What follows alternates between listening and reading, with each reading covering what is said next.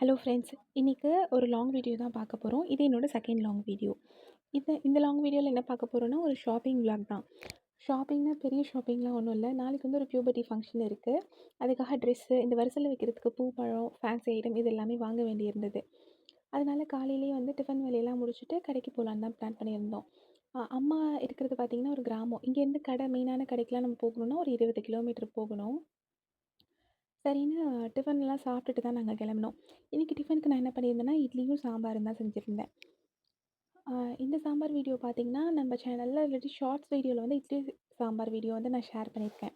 இன்றைக்கி வந்து டைம் இல்லாததுனால சீக்கிரமாக பண்ணணுங்கிறதுனால ஒன் பார்ட் சாம்பார் மாதிரி தான் பண்ணியிருந்தேன். இதையும் நான் உங்கள் கூட ஷேர் பண்ணிக்கிறேன். இதுக்கு வந்து ஒரு குக்கரில் 1/2 கப் பைத்தம்பருப்பு, 1/2 கப் துவரம்பருப்பு, இது கூடவே வந்து தக்காளி, கேரட்டு, கத்திரிக்காய், உருளைக்கிழங்கு இது எல்லாத்தையுமே கட் பண்ணிவிட்டு கொஞ்சமாக மஞ்சள் தூள் சேர்த்து தண்ணி ஊற்றி வேக வச்சுக்கிட்டேன். ஒரு 4 விசில் வச்சுக்கிட்டேன். இதுலேயே இது வந்து நல்லா வெந்துடுச்சு. காய் குழையல கரெக்டாக தான் இருந்தது. இது வந்து ஒரு கரண்டி வச்சு கொஞ்சம் மசிச்ச மாதிரி கலந்து விட்டுக்கிட்டேன். இது கூட பார்த்திங்கன்னா, ஒரு சின்ன துண்டு புளியை வந்து ஊற வச்சு வச்சுருந்தேன். அதை கரைச்சி அதோட தண்ணியும் இது கூட சேர்த்துக்கிட்டேன். ரொம்பலாம் சேர்க்கல, கொஞ்சம் லைட்டாக சேர்த்துக்கிட்டேன். தக்காளி அதிகமாக சேர்க்காததுனால. இது வேணுங்கிற அளவுக்கு தண்ணி ஊற்றி இதை கலந்து இப்படி கொதிக்க வச்சிடலாம். இதுக்கு வந்து ஒரு தாளிப்பு கொடுக்கணும். அதுக்கு பார்த்திங்கன்னா, ஒரு எண்ணெய் சட்டியில் கொஞ்சமாக எண்ணெய் வச்சு கடுகு, உளுத்தம்பருப்பு, ஜீரகம், பெருங்காயத்தூள், கட் பண்ணி வச்சுருந்த சின்ன வெங்காயம் இது எல்லாத்தையும் போட்டு நல்லா வதக்கிட்டு, நம்ம கொதிச்சிட்ருக்குல பக்கத்தில் சாம்பார் அது கூட சேர்த்துடலாம். இது வதக்கும் போதே பார்த்திங்கன்னா, நான் சாம்பார் பொடி வந்து சேர்த்துக்கிட்டேன். இந்த சாம்பார் பொடி பார்த்திங்கன்னா, அம்மா வீட்லேயே அரைச்சி வச்சுருந்தாங்க. ஃப்ரெஷ்ஷாக இப்போ அரைக்கல, ஆல்ரெடி அரைச்சி வச்சுருந்தது தான். அதில் அப்படியே ஒரு 2 டேபிள் ஸ்பூன் போல் இது கூட சேர்த்து எல்லாத்தையும் ஒன்றா கலந்து விட்டுட்டேன். இது கூடவே நம்ம வதக்கி வச்சுருந்த வெங்காயத்தையும் சேர்த்து ஒரு 5 மினிட்ஸ் கொதிக்க வச்சுட்டு, கருவேப்பிலை, கொத்தமல்லி சேர்த்து நம்ம இறக்கிட்டோன்னா நம்மளோட இட்லி சாம்பார் வந்து ரெடி ஆகிடும். நான் வந்து இன்னைக்கு கொத்தமல்லி இல்லாததுனால கருவேப்பிலை மட்டும் போட்டுக்கிட்டேன். அவ்வளோதான், நம்மளோட இட்லி சாம்பார் ரெடி. இன்றைக்கி கடைக்கு பார்த்திங்கன்னா, நானும் ஹஸ்பண்டும் தான் போக போகிறோம். அதனால் டிஃபன்லாம் சாப்பிட்டு கடைக்கு கிளம்பியாச்சு.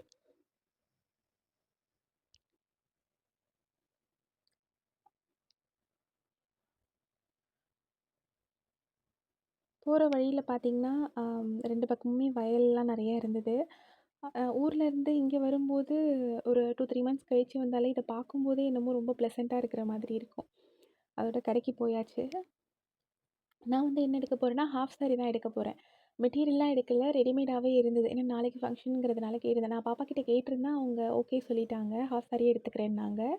அவங்கக்கிட்ட சைஸ் மட்டும் கேட்டுட்டு ஹாஃப் சாரியே எடுத்தாச்சு. இந்த க்ரீன் அந்த பீகாக் க்ரீன் 2மே எனக்கு ரொம்ப பிடிச்சிருந்துச்சு. நான் வந்து எதை எடுத்திருந்தேன்னா, அந்த பீகாக் ப்ளூ மாதிரி இருக்குல்ல, அதுதான் எடுத்திருந்தேன்.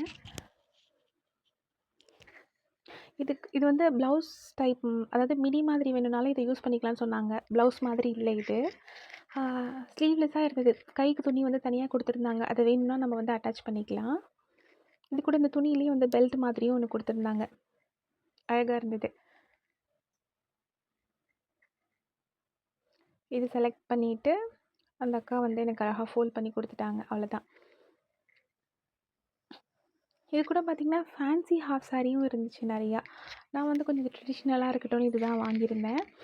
அப்படியே இதை முடிச்சுட்டு பார்த்திங்கன்னா, இந்த பழம், ஃபேன்சி ஐட்டம்லாம் இருக்கு இல்லையா, பூ அதெல்லாமும் அப்படியே வாங்கியாச்சு. அப்படியே மதியம் ஆகிட்டதுனால அப்படியே வெளியில் தான் சாப்பிட்டோம். என்ன சாப்பிட்டோன்னா, 2 ப்ளைன் பிரியாணி வித் எக், அப்புறம் சைட் டிஷ் ஆர்டர் பண்ணிக்கிட்டோம். லன்ச் முடிச்சதுக்கப்புறமா எங்களுக்கு வந்து இன்னொரு வேலை இருந்தது. வீட்டில் பார்த்திங்கன்னா, அம்மா வீட்டில் இருந்த டிவி வந்து ரிப்பேர் ஆகிடுச்சு. அம்மா வந்து எல்இடி டிவிலாம் வச்சுருக்கல, பழைய டிவி பெருசாக இருக்கும் தெரியுமா, அதுதான் வச்சுருந்தாங்க. அதுவும் 2 ரிப்பேர் பண்ணி தான் ஓட்டினாங்க. இதுக்கப்புறம் அது வந்து அவ்வளோதான் சார், நீங்கள் வந்து வேறு புதுசு வாங்கணுன்னா வாங்கிக்கோங்கன்னு சொல்லிட்டு ரிப்பேர் பண்ணுறான்னா சொல்லிட்டாங்க. சரின்னு சொல்லிவிட்டு அப்படியே நாங்கள் சும்மா விசாரிக்கலான்னு தான் போயிருந்தோம். அதுவும் அம்மா வச்சுருக்கிற டிவியோட ஷெல்ஃப்குள்ளே கரெக்டாக செட் ஆகிற மாதிரி வாங்கணும். ரொம்ப பெருசாகவும் வாங்கக்கூடாது. அதனால் பேசிக்காக நாங்கள் கேட்டது வந்து ஒரு 24 இன்ச்சில் கேட்டோம். அதெல்லாம் இப்போ வர்றதில்ல அப்படின்னு சொல்லிட்டாங்க. அதனால் 32 இன்ச்சில் தான் வாங்கியிருந்தோம். ரொம்ப பேசிக்காக இந்த அட்வான்ஸ்டெல்லாம் எதுவும் இல்லை. பேசிக்காக இருக்கிற ஒரு டிவி அவ்வளோதான். அதுவே அப்பா போதும்னு சொல்லிட்டாங்க. அதனால் அதை அப்படியே செலக்ட் பண்ணி அப்படி வாங்கியாச்சு. இது நாங்கள் வந்து அங்கே வாங்கினதுக்கு அப்புறமா எங்களுக்கு ஒரு ஃப்ரெஷ் பீஸ் எடுத்து அங்கேயே எப்படி இது ஒர்க் ஆகுதுன்னு செக் பண்ணியே எங்களுக்கு கொடுத்துட்டாங்க. நாங்கள் வந்து என்ன வாங்கியிருந்தோம் அப்படின்னா, ஹையரில் வந்து 32 இன்ச் எல்இடி டிவி தான் நாங்கள் வாங்கியிருந்தோம். இது நம்ம வாங்கினதுக்கு அப்புறமா 48 ஹவர்ஸில் வந்து வீட்டுக்கே வந்து இன்ஸ்டலேஷன் பண்ணி கொடுத்துட்றேன் அப்படின்னு சொல்லியிருந்தாங்க. நாங்கள் எப்படியும் இதை வாங்கும்போது ஒரு ஈவினிங் போல் ஆயிடுச்சு. நிறைய டிவி மாடல் இருந்துச்சு, நிறைய பெரிய பெரிய டிவி எல்லாமே இருந்தது. நம்ம இருக்கிறதுலே குட்டியான டிவி பேசிக்காக தான் ஒன்று வாங்கியிருந்தோம் நம்ம. இங்கே செட் ஆஃப் பாக்ஸ்லாம் கிடையாது, கேபிள் கனெக்ஷன் தான் வச்சுருக்காங்க. அதெல்லாம் செக் பண்ணிவிட்டு வீட்டுக்கு வாங்கிட்டு எடுத்துகிட்டு வந்தாச்சு. நாளைக்கு எப்படியும் இன்ஸ்டலேஷனுக்கு வந்துடுவாங்கன்னு நினைக்கிறேன். இதுதான் அந்த டிவி.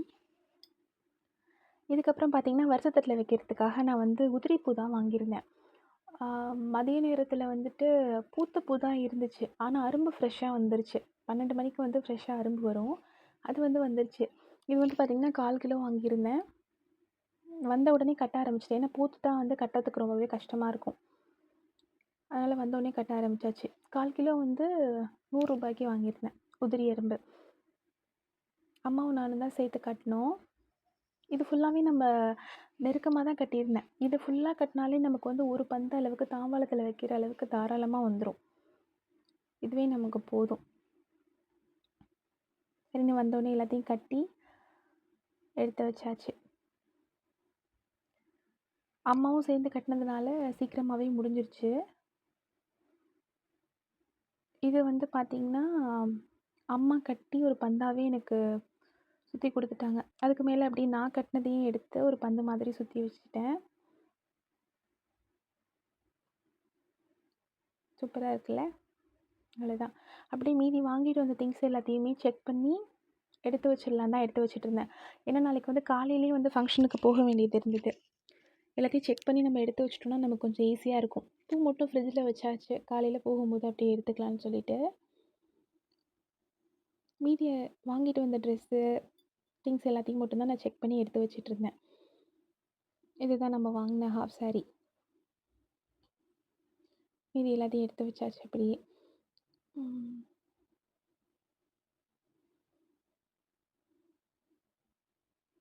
கொஞ்சம் வீட்டுக்கும் திங்ஸ் வாங்கிட்டு வந்திருந்தேன், அதையும் பிரித்து எடுத்து வச்சாச்சு. இந்த கூடை வந்து பார்த்திங்கன்னா எங்கள் அம்மா போட்ட கூடை தான். புடி மட்டும் ஃப்ரெஷ்ஷாக இருக்குல்ல, அது புடி வந்து பிஞ்சு போக போக அம்மா மட்டும் ஃப்ரெஷ்ஷாக ஒயர் கூடை புடி மட்டும் போட்டுருவாங்க. அம்மா வந்து எல்லா சைஸ்லேயும் கூட அழகாக போடுவாங்க, எல்லா டிசைன்லேயும் அவங்களுக்கு போட தெரியும். இதை வந்து அவங்க போட்ட கூடை தான். சரின்னு நான் திங்ஸையும் செக் பண்ணி அப்படியே எல்லாத்தையும் கூடையில் எடுத்து வச்சுட்டேன். வாழைப்பழத்தை தூக்கி ஃபஸ்ட்டு அடியில் வச்சுட்டானா, அப்படி வச்சா சீக்கிரமாக வந்து அடிப்பட்ட மாதிரி ஆகிடும். அதனால் அதை மட்டும் எடுத்து கவர்லேருந்து எடுத்து தனியாக மேலே வச்சுக்கிட்டேன் நான். மீதி திங்ஸையும் அப்படியே எடுத்துட்டு அப்படியே காலையில் கிளம்ப வேண்டியதுதான். ஓகே ஃப்ரெண்ட்ஸ், தேங்க்ஸ் ஃபார் வாட்சிங். இந்த சேனல் பிடிச்சிருந்ததுன்னா மறக்காமல் சப்ஸ்கிரைப் பண்ணுங்கள். தேங்க்யூ.